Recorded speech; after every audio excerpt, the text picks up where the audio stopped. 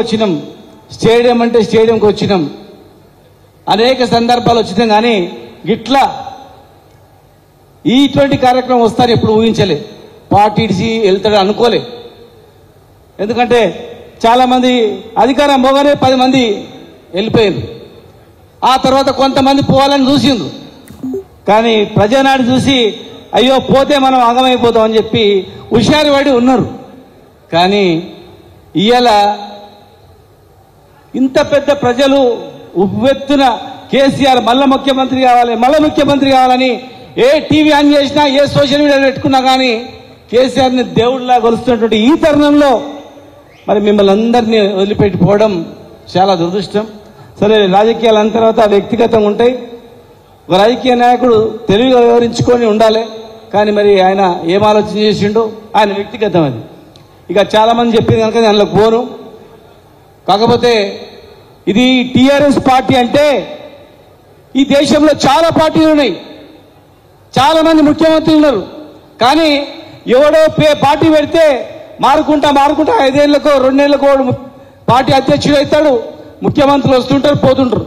కానీ ఇది మన పార్టీ, తెలంగాణ తెచ్చిన పార్టీ, తెలంగాణ గురించే పుట్టిన పార్టీ, తెలంగాణలోని పేద ప్రజల గురించే ఉన్నటువంటి పార్టీ. తెలంగాణ తెచ్చిన నాయకుడే ఇక్కడ ముఖ్యమంత్రిగా 10 సంవత్సరాలు పరిపాలించిన పార్టీ మనది. స్వాతంత్ర ఉద్యమంలో పాల్గొన్న తర్వాత, స్వాతంత్రం వచ్చిన తర్వాత ఎంత సంతోషంగా నేను స్వాతంత్ర ఉద్యమంలో పాల్గొన్నా, జెండా పెట్టినా, జైలుకు పోయినా అని చెప్పి గొప్పగా చెప్పుకున్నారో, ఈ తెలంగాణ ఉద్యమాన్ని కూడా స్వాతంత్ర పోరాటంగా భావించి ఎంతో మంది కొట్లాడి జైలులకు పోయి సంతోషంగా చనిపోతుంటే కూడా రైలుకు అడ్డంగా పోయి జై తెలంగాణ అని చెప్పి చనిపోయినటువంటి వీరాది వీరులు ఉన్నటువంటి గడ్డ ఇది. ఒక విలేకరి భువనగిరిలో బస్సుకు పోయి గుద్దుకున్నాడు జై తెలంగాణ అని చెప్పి. ఇంకెన్ని రోజు బానిస బతుకులు బతకాలి, తెలంగాణ నా సావుతర తెలంగాణ వస్తాయని చెప్పి ఇక్కడనే పక్కల కల్లకుర్తిలో కూడా యాదిరెడ్డి అనుకుంటా, యాదిరెడ్డి చనిపోయినటువంటి, మరి ఇంతమంది అమరులైనటువంటి గడ్డ ఇది. కష్టపడి తెచ్చుకున్న తెలంగాణ ఇది. ఇలా ఏమైపోతుందో ఆలోచన చేసుకోవాల్సిన అవసరం ఉంది. ఇంత నికాల్సినటువంటి నాయకులు ఇక్కడ ఉన్నారు కదా, ఒక్కసారి ఆలోచన చేయాలా. తెలంగాణ 10 సంవత్సరాలు తెలంగాణ రాకముందు ఎట్లా ఉండే, అచ్చంపేట తెలంగాణ 10 ఏళ్ళు వచ్చిన తర్వాత ఎట్లా ఉండే, ఈ రోజు ఎట్లా ఉండే, ఒక్కసారి ఆలోచన చేసుకోవాల్సిన అవసరం ఉంది. ఎవరు ముఖ్యమంత్రి అయితే కాదు, ఎవరి గురించి ఆలోచన చేస్తారు, మన గురించి ఆలోచన చేసేవాడు మనోడు సొంతం ఇంటోడు ఉంటేనే కాదు, సొంతం కులవాడు ముఖ్యమంత్రి అయితేనే కాదు, అందరి గురించి ఆలోచన చేసేవాడు, నా గురించి ఆలోచన చేసేవాడు ఉన్నా లేదా ఒక్కసారి ఆలోచన చేయాలి. 10 సంవత్సరాల కాలంలో కేసీఆర్ గారి ప్రభుత్వంలో మరి రైతులు, ఊరిని కాపాడిన రైతు, మరి ఆయన పరిస్థితి ఎట్లా ఉండే, తెలంగాణ రాకముందు ఏ రకంగా ఉండే, వచ్చిన తర్వాత రైతు పరిస్థితి ఎట్లా ఉండే. మనం అందరం బతికేది రైతు నుంచే బతుకుతాం, రైతు కుటుంబాల నుంచి బతుకుతాం, కొలువుతూ చేసుకొని బతుకుతాం. ఇలా మరి కష్టపడి తెచ్చుకున్న తెలంగాణ ఈ 2 సంవత్సరాలు ఇంకా కాలే, ఈ 2 సంవత్సరాలు కూడా కాలేదు, 20 నెలలు అయింది. 20 నెలల్లో ఎన్ని అరాచకాలు, ఎన్ని ఇబ్బందులు, ఎంత గోస. ఒక రైతుని అడిగితే ఎంతో మంది రైతులు చనిపోయారు. మళ్ళీ మొదటికి వచ్చింది. నాగరికర్ణంలో వెనకడికి ఎరువు బస్తాలకు తొక్కిసలాటలో చనిపోయిన సందర్భం ఉంది. ఎరువు బస్తాల గురించి చెప్పులు లైన్లో పెట్టి నిల్చున్న సందర్భాలు ఉండే, అది పోయేరా అనుకున్నాం. కానీ ఇలా మళ్ళీ చూడండి, రైతుల చెప్పులు లైన్లో వచ్చినాయి, తాగడానికి మురికి నీళ్ళు వస్తున్నాయని చెప్తున్నారు, శుద్ధి చేస్తలేరు. కృష్ణానదిలు పోతున్నాయి, డైరెక్ట్గా మళ్ళీ నల్లలు వస్తున్నాయి. మళ్ళీ కొనుక్కొని తాగే పరిస్థితికి వచ్చింది, నీళ్లు కొనుక్కొని స్థాయికి వచ్చింది. ఇచ్చిన నల్లలు విప్పుకోవడం చేతన అయితే లేదు, హౌజులు కూడా అడుగుతలేదు. చూడండి, మీరు కావాల్స్తే పోయి నాయకులు పోయి ఎక్కడ హౌజ్ ఉందో చూడండి, పాకలు పట్టిపోయింటుంది. కరెంటు 10 సార్లు పోతుంది కరెంటు.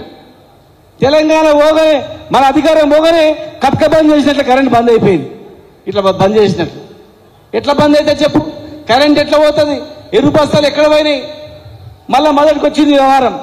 ఇవాళ ఎవడైనా ఊర్లో 50 ఎకరాలు 10 ఎకరాలు ఉంటే అవసరానికి బిడ్డ పెళ్లికో చదువుకో 1 ఎకరం అమ్మడమంటే కొనేటోళ్ళు లేడు, చూసేటోళ్ళు లేడు.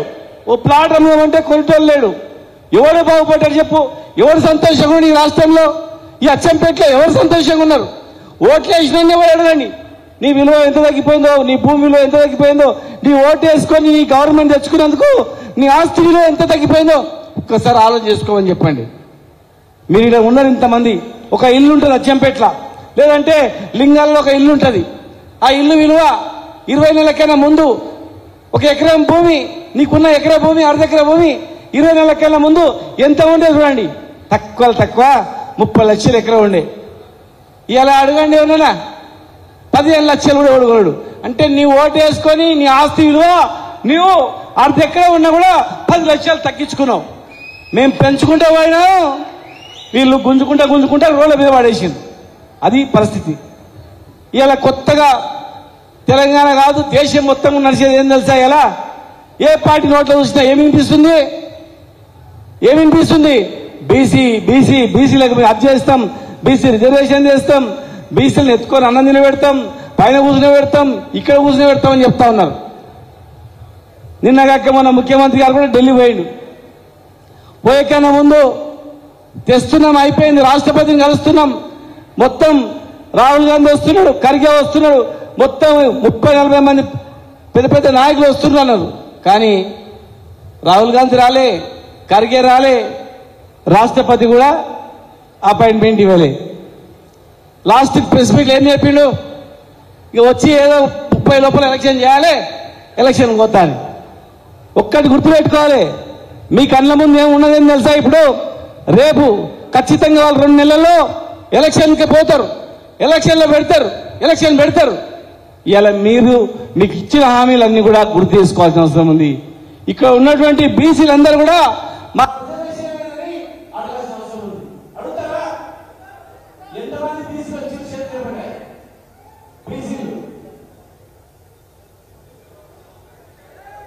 వచ్చిందా?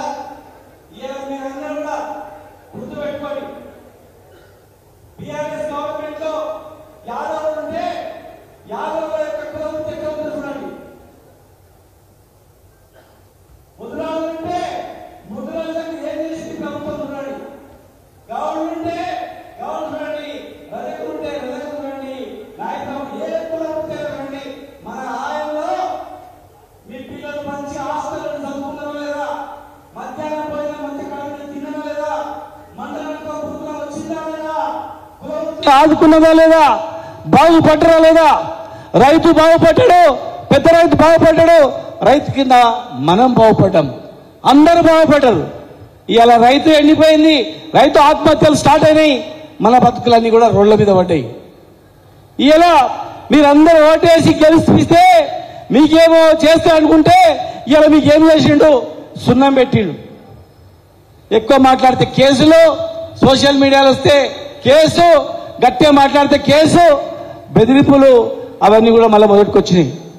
ఇలా మీరు ఇట్లా ఈ లోకల్ బాడీ ఎలక్షన్లో అప్రమత్తంగా ఉండకపోతే ఇక నేను ఎన్నిసార్లు ఏం చేసినా ఈ ప్రభుత్వం వీళ్ళు మళ్ళీ ఓటేస్తారని చెప్పి మళ్ళీ ఒకసారి 2 ఏళ్లలో ఇంత అయింది కదా, మళ్ళా 3 ఏళ్లలో ఉన్న 2000 పెన్షన్ పోతుంది, ఉన్న కరెంట్ పోతుంది, ఏముండదు. ఇక గుర్తుపెట్టుకొని రోడ్ల మీద పోవాల్సిన పరిస్థితి వస్తుంది.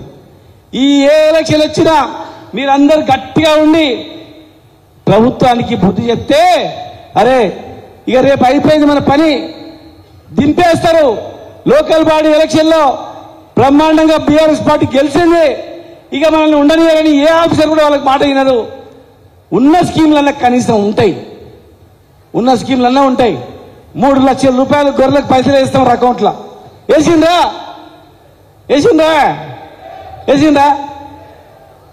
100 కోట్ల చేప పిల్లలు వేస్తామన్నారు. ఇప్పటికి చేప పిల్లలు ఇంకా కొనుక్కోలే. ఏ కులవృత్తిని ఎక్కడ లేదు. మండలాలకు స్కూల్ చేస్తామన్నారు, మండలాలకు హాస్టల్ పెడతామన్నారు, గురుకులాలు చేస్తామన్నారు, ఏం లేదు. ప్రతి మహిళకు స్కూటీ ఇస్తామన్నారు, ఎక్కడ కూడా ఏం లేదు. ప్రతి మహిళకు 2,000 రూపాయలు పెన్షన్ ఇస్తున్నారు. మీరు గుర్తుపెట్టుకొని మర్చిపోకండి దయచేసి. ఎవరికి ఏం చేయలేదు, కేవలం అబద్ధాల మీద ప్రభుత్వాన్ని నడుపుతున్నారు. అబద్ధాల మీదనే ఇవాళ గవర్నమెంట్ నడుస్తుంది.